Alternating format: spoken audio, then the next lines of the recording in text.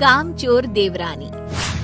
एक बार की बात है, सुषमा अपने पूरे परिवार के साथ खुशी खुशी मोहन नगर में रहती थी। उसकी 2 बहुएं थी, पल्लवी और शिवानी। एक दिन दोनों बहुएं रसोई में काम कर रही होती है कि तभी उनकी सास सुषमा उन्हें बुलाती है। अरे बहू, जरा इधर तो आना। शिवानी, जरा जाकर देखना सासू माँ क्या कह रही हैं। दीदी आप ही देख लो ना जाकर, आपको भी तो सुनाई दे रहा है। अरे मैं आटा गूंद रही हूँ ना, तुम चली जाओ। हाँ तो मैं भी तो सब्जी काट रही हूँ ना दीदी। अरे बहू जल्दी आओ। ओह, ये तो जाएगी नहीं, मैं ही जाकर देखती हूँ कि क्या करना है। पल्लवी सुषमा के कमरे में जाती है। जी मम्मी जी, क्या हुआ? शाम को घर पर कुछ मेहमान आने वाले हैं, तो तुम अच्छा सा खाना बना लेना बहू। ठीक है मम्मी जी, आप बता दीजिए क्या क्या बनाना है और कितने लोग आ रहे हैं। सुनील की मौसी जी और उनका पूरा परिवार आ रहा है। कुल मिलाकर 3 लोग और हमें मिलाकर हुए 9 लोग।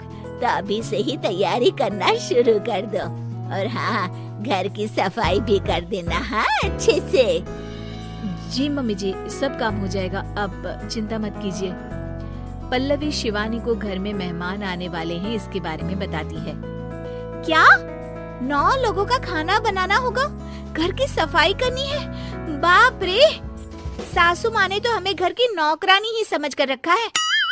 ऐसा नहीं बोलते शिवानी, हम इस घर की बहू हैं और घर के काम करना हमारा फर्ज है। दीदी तो है ही सासू माँ की चमची, जब देखो सासू माँ सासू माँ। मैं तो इतना सारा काम नहीं करने वाली। शिवानी कपड़े लेकर गमला साफ कर रही होती है और चक्कर आने का नाटक करने लगती है। मेरा सिर चकरा रहा है। तभी वहाँ पल्लवी और सासू माँ जाते हैं। अरे बहू, क्या हो गया तुम्हें? मम्मी जी, बहुत तेज सर में दर्द हो रहा है। तुम एक काम करो शिवानी, आराम कर लो। नहीं नहीं दीदी, घर में मेहमान आने वाले हैं, मुझे आपकी मदद करनी चाहिए। अरे कोई बात नहीं शिवानी, तुम आराम कर लो, मैं सब काम कर लूंगी। ठीक है दीदी, अगर आप इतना कह रही हैं तो आराम कर लेती हूँ। शिवानी आराम से अपने कमरे में मैगजीन पढ़ रही होती है। इसे कहते हैं आराम की जिंदगी। इतना सारा काम। चलो सारा काम खत्म हो गया, शिवानी को देख आती हूँ। शिवानी अपने कमरे में ईयरफोन में गाने सुनते सुनते सो जाती है और उसके साइड में मैगजीन भी रखी होती है। पल्लवी वहाँ आ जाती है और वो सब देखती है। ओहो, तो मतलब सब काम चोरी का बहाना था। अभी बताती हूँ इसको। घर का सारा काम मुझे करना पड़ा और ये महारानी यहाँ मैगजीन पढ़ रही है, गाने सुन रही है। पल्लवी रसोई से एक प्लेट और चम्मच लेकर आती है और शिवानी को थाली बजाकर उठाने लगती है। शिवानी अचानक से उठती है। उठ गई महारानी, गाने भी सुन लिए, मैगजीन भी पढ़ ली। तुम तो बहुत बड़ी झूठी निकली शिवानी। तुमने सर दर्द का बहाना बनाया ताकि काम करने से बच सको। हाँ बनाया बहाना, तो क्या करती, इतने सारे काम करती। मुझे कोई शौक नहीं है चापलूसी का।